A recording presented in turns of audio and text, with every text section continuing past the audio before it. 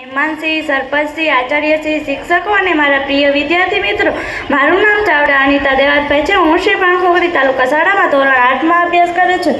હું પ્રજાસત્તાક દિન વિશે બે શબ્દ કહેવા માંગુ છું, જે શાંતિથી સાંભળવા મારી નમ્ર વિનંતી. આપણા સ્વતંત્ર સંગ્રામના ઇતિહાસમાં 26મી જાન્યુઆરી પોતાનું એક જ વિશેષ મહત્વ છે.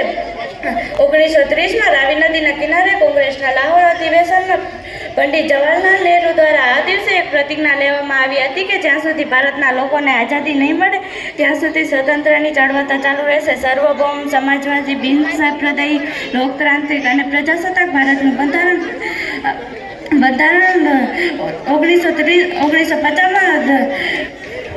1950માં આઝાદ આવ્યું છે.